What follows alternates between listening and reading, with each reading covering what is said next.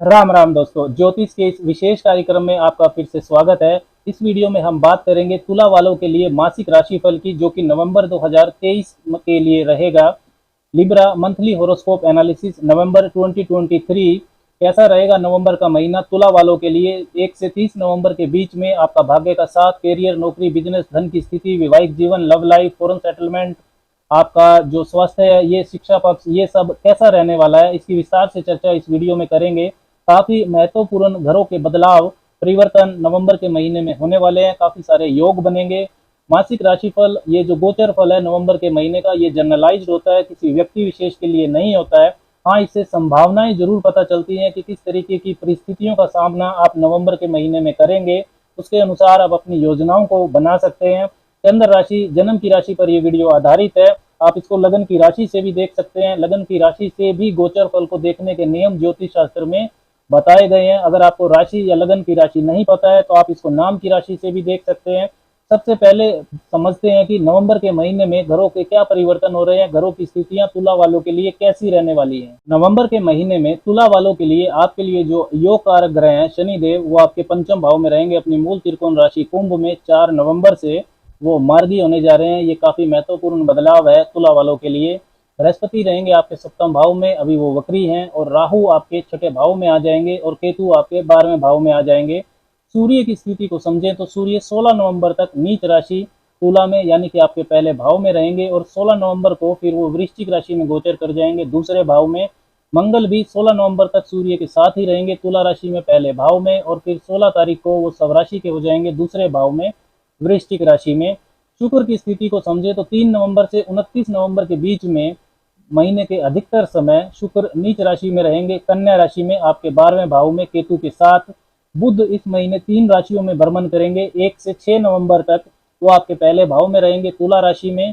6 से 27 नवंबर यानी कि महीने के अधिकतर समय वो वृश्चिक राशि में दूसरे भाव में गोचर करेंगे, और 27 नवंबर को वो धनु राशि में गोचर कर जाएंगे आपके तीसरे भाव में। तो अब बात करते हैं परिणाम की, कि इन ग्रहों की स्थितियों से क्या इंटरप्रिटेशन हमें लेनी चाहिए। सबसे पहले बात करते हैं भाग्य की। कैरियर, नौकरी, बिजनेस, आपकी आर्थिक स्थिति, ये सब कैसा रहने वाला है।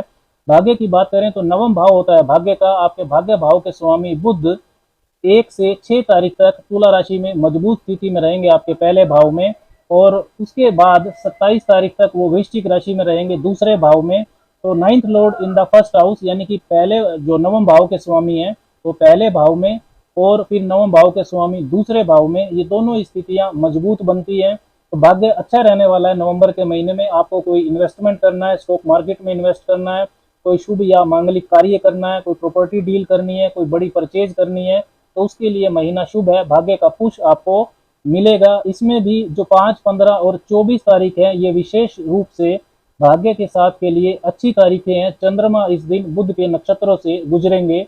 कैरियर की बात करें तो 10वां भाव होता है कैरियर का, नौकरी का। उसके स्वामी बनते हैं चंद्रमा, जो हर 2.25 दिन में राशि बदल देते हैं। तो जनरली तुला वालों के लिए कैरियर में उतार चढ़ाव बना रहता है, लेकिन नवंबर का महीना कैरियर, नौकरी के लिए मजबूत महीना है, मजबूत समय है।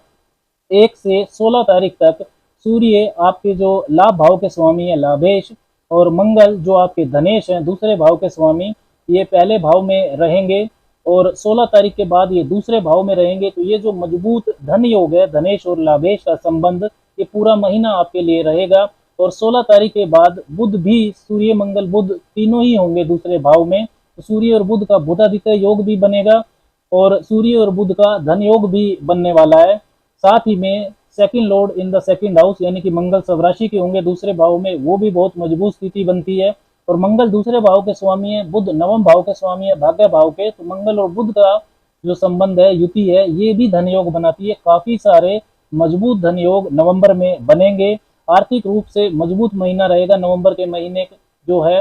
गवर्नमेंट कार्यों से, प्रॉपर्टी से, रियल एस्टेट से, बैंकिंग सेक्टर से, हायर एडमिनिस्ट्रेशन, एडमिनिस्ट्रेटिव पोस्ट पर जो बैठे हुए हैं तुला वाले, पॉलिटिक्स से, फाइनेंस के क्षेत्रों से, टेक्निकल क्षेत्रों से या कंसल्टेशन से, इन सभी क्षेत्रों से जो तुला वाले जुड़े हुए हैं, उन्हें विशेष लाभ नवंबर के महीने में मिल सकता है। नवंबर के महीने में सूर्य और मंगल की जो युति रहेगी आपके पहले और दूसरे भाव में, ये आपके वाणी और स्वभाव में आक्रामकता देगी, साहस और आत्मविश्वास ये युति आपका बढ़ाएगी। आप इस महीने अपने हिसाब से ही काम करेंगे, वाणी पर आपको ध्यान देना होगा। सीनियर्स और कोवर्कर्स और परिवार के लोगों के साथ भी संबंध आपके खराब हो सकते हैं। शनि देव जो आपके लिए योग कारक ग्रह हैं वो 4 नवंबर से मार्गी होने जा रहे हैं, अपने पंचम भाव में मजबूत स्थिति में है वो। ये महत्वपूर्ण बदलाव है तुला वालों के लिए, क्योंकि शनिदेव आपके लिए योग कारक है। पंचम भाव के स्वामी पंचम भाव में ही रहेंगे, ये मजबूत स्थिति होती है। बुद्धि सही दिशा में काम करेगी, निर्णय लेने की अक्षमता आपकी मजबूत होगी।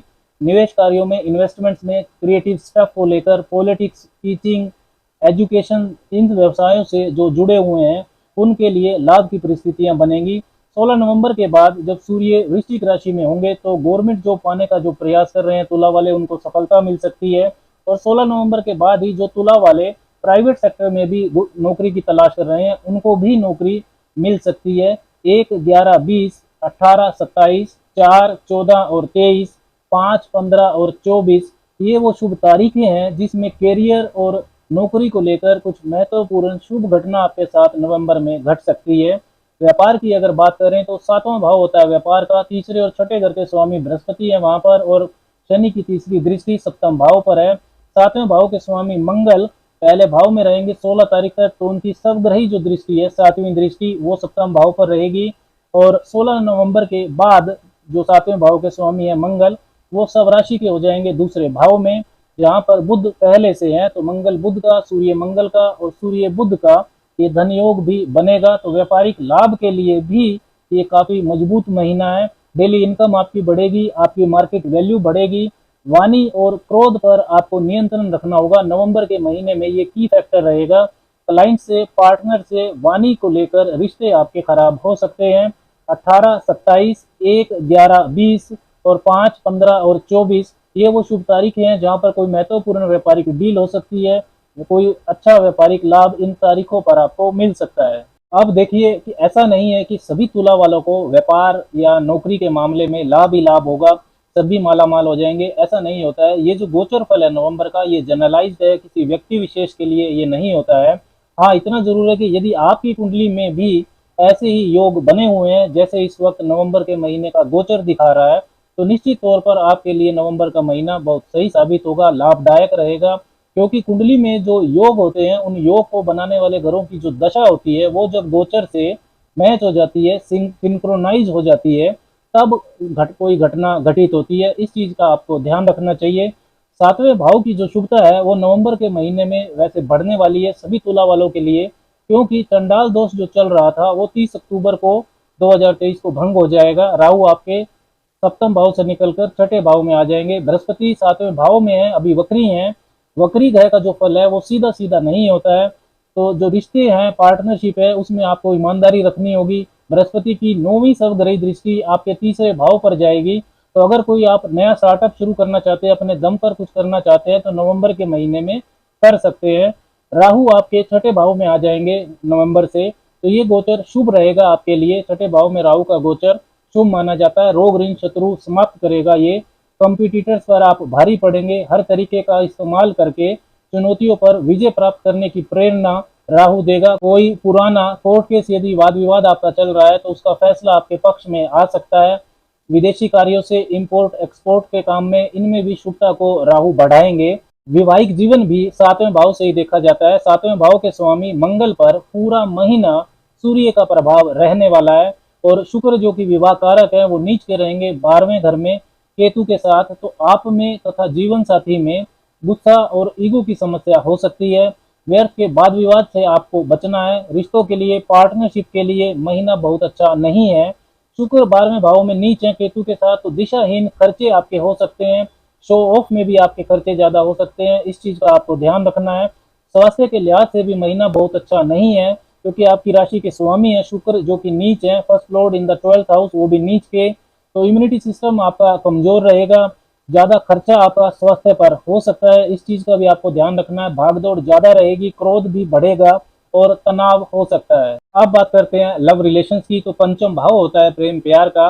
पंचम भाव के स्वामी शनि देव पंचम भाव में ही है, और 4 नवंबर से वो मार्गी होने जा रहे हैं, तो रिश्ते को मजबूत करेंगे।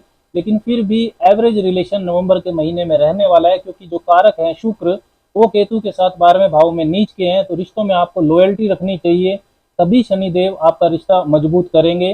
शिक्षा पक्ष को समझे तो पंचम भाव ही होता है शिक्षा पक्ष का। पंचम भाव के स्वामी पंचम में है और छठे भाव में राहु आ जाएंगे तो अच्छा पॉजिटिव बदलाव शिक्षा प्राप्ति में नवंबर के महीने से शुरू होगा। तो यदि आपको एडमिशन लेना है, कोई एग्जाम देना है, तो उसके लिए महीना अच्छा है। पंचम भाव के स्वामी पंचम भाव में ही है तो संतान का पक्ष भी मजबूत रहने वाला है। संतान के कारक बृहस्पति सप्तम भाव में है तो उनकी पांचवी दृष्टि लाभ भाव पर जाएगी, तो संतान प्राप्ति योग भी आपके लिए चल रहा है। संतान यदि पहले से है तो उनसे संबंध अच्छे होंगे और संतान के जीवन में भी शिक्षा या कैरियर को लेकर कोई अच्छी घटना घट सकती है। फॉरेन सेटलमेंट की बात करें तो उसके लिए महीना अच्छा है। बुध जो कि 12वें भाव के स्वामी है वो विशेषकर 16 तारीख के बाद अच्छे योग में भी रहेंगे, उनकी स्थिति अच्छी है। लेकिन नीच के शुक्र हैं 12वें भाव में केतु के साथ, तो पैसा कहीं पर आपका विदेशी मामलों को लेकर फंस भी सकता है। किसी एजेंट वगैरह को यदि आप पैसा देते हैं तो इस चीज़ का ध्यान रखें। वैसे 5, 15, 24 तारीख इस फॉरेन सेटलमेंट को लेकर शुभता दे सकती है। कोई वीजा पीआर का इशू है तो वो इन तारीखों पर रिजोल्व हो सकता है।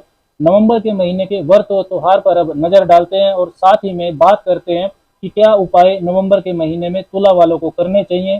तो महालक्ष्मी की आप उपासना करें, श्री सूक्त का पाठ करें और तिल के तेल का दीपक जलाकर लाल फूल उन्हें अर्पण करें।